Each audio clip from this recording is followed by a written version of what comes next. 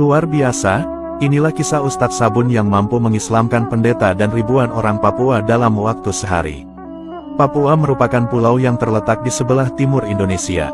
Papua memiliki banyak provinsi yang mempunyai kultur budaya yang masih sangat kental, dan mayoritas agama di provinsi Papua adalah Kristen. Namun, semenjak ada gerakan dakwah dari Ustadz Sabun, jumlah populasi umat Islam di tanah Papua semakin meningkat. Ustadz Sabun adalah nama julukan untuk Ustadz Fadlan Garamatan karena cara dakwah unik beliau yang menggunakan sabun. Ustadz Fadlan adalah tokoh Muslim Indonesia yang asli kelahiran Fak-Fak, Papua Barat. Ustadz Fadlan sudah lama melakukan cara dakwah Islam seperti di zaman Nabi Muhammad SAW. Dakwah di majelis pengajian, di masjid, dan di pondok merupakan hal yang biasa. Tetapi dakwah dengan cara langsung terjun ke daerah pedalaman yang penuh resiko merupakan hal yang sangat luar biasa. Ustadz Fadlan pernah menceritakan tentang pengalamannya pernah sampai 11 kali dipanah, dan 7 kali ditombak oleh suku asli pedalaman Papua. Meskipun taruhannya nyawa, beliau tetap semangat untuk menebarkan syiar agama Islam ke pelosok negeri.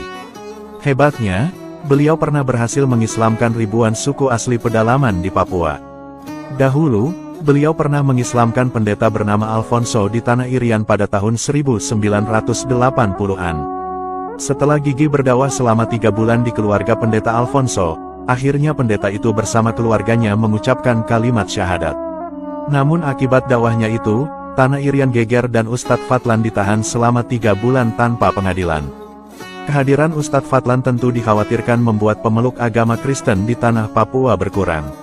Namun setelah keluar dari tahanan, Ustadz Fadlan tidak kapok dan kembali berjuang dan berdakwah lagi di pelosok Papua.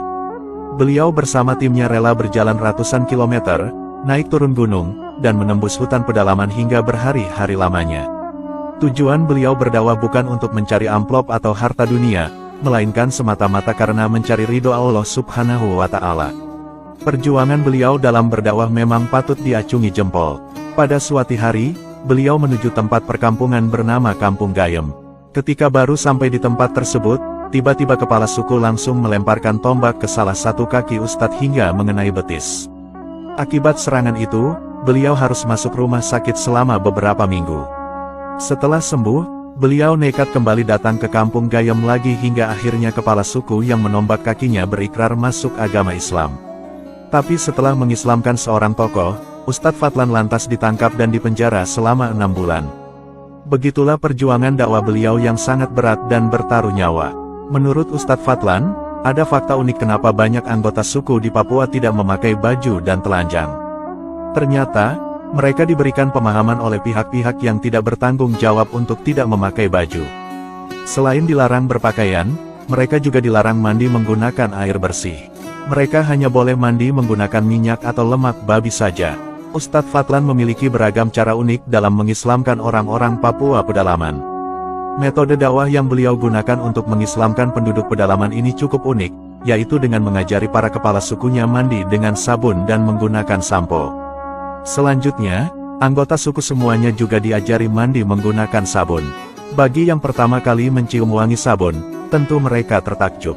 Berkat mandi pakai sabun, tubuh mereka kini menjadi bersih, wangi, dan seluruh kotoran lemak babi luntur semuanya. Usai mengumpulkan ribuan anggota suku, Ustadz Fadlan dan tim dai-nya lantas mempraktekkan sholat di atas panggung. Yang telah mereka buat, ketika Ustadz takbir, warga suku yang sudah mandi maupun yang belum mandi berdiri dan berputar mengelilingi panggung tempat beliau sholat. Usai Ustadz Fadlan sholat, kepala suku langsung loncat ke atas panggung dan bertanya kepada Ustadz Fadlan mengenai apa yang baru saja dia lakukan bersama tim dai-nya. Dengan sabar Ustadz Fadlan menjelaskan, bahwa yang mereka lakukan baru saja itu adalah sholat untuk menyembah Allah Subhanahu wa Ta'ala. Ustadz Fadlan berkata kepada kepala suku, "Dalam agama kami diperintahkan sehari 5 kali untuk menghadap Allah Sang Pencipta." Begitu mendengar penjelasan dari Ustadz Fadlan, kepala suku meminta Ustadz Fadlan turun dari panggung. Kemudian, kepala suku besar naik ke atas panggung bersama 6 kepala suku lainnya untuk melakukan rapat adat membahas kehadiran Ustadz Fadlan dan timnya. 1,5 jam kemudian, kepala suku berdiri di atas panggung dan berteriak kepada warganya. "Hari ini kita senang, hari ini kita gembira karena anak-anak ini datang mengajarkan kita agama yang benar. Dalam rapat adat kami sepakat, bahwa kita semua yang berkumpul di lapangan ini mengikuti agama yang mereka ajarkan. Mendengar penjelasan dari kepala suku, sontak Ustadz Fadlan dan tim dai-nya langsung sujud syukur dan menangis kepada Allah Subhanahu wa Ta'ala. Saat itulah sebanyak 3.712 warga pedalaman Papua mengucapkan kalimat syahadat dan memeluk Islam. Subhanallah, begitulah perjuangan luar biasa Ustadz Fadlan dalam mengislamkan 3.000 orang dalam waktu sehari. Perjuangan beliau akhirnya mendatangkan hasil atas pertolongan Allah Subhanahu wa Ta'ala. Semoga kisah ini bermanfaat. Wallahu a'lamu bishawab.